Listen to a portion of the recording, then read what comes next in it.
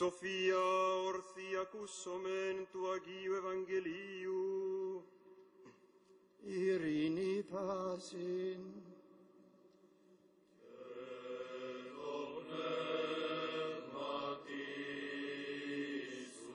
Sapienza, ascoltiamo in piedi il Santo Vangelo. Il Santo Padre ha risposto: la pace sia con voi, il coro e con il tuo spirito. Il diacono, lettura del Santo Vangelo secondo Luca. E il coro, gloria a te Signore, gloria a te. Προσχομεν. Stiamo Και attenti. γένετο εν το πορεύεσθε ο Ιησούς εις Ιερουσαλήμ, και αυτός διήρχετο διαμέσων Σαμαρίας και Γαλιλαίας.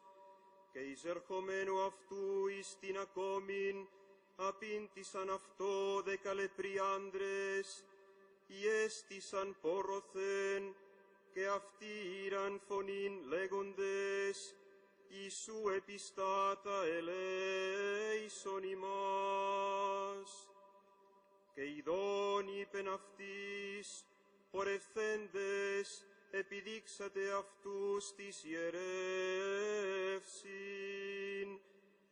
και γένετο εν το υπάγειν αυτούς εκαθαρίστησαν.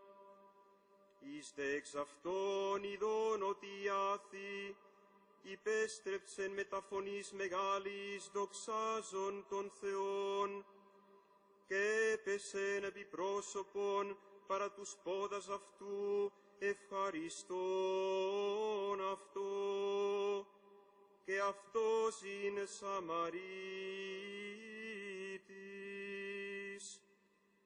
Αποκριθείς δε ο Ιησούς είπεν, ουχοί 10 εκαθαρίστησαν, οι δε 9 που ουχ ευρέθησαν, υποστρέψαντες δούναν δόξαν το Θεό, ημί ο αλλογενής ούτως. Και είπεν αυτό, Αναστάς πορεύου,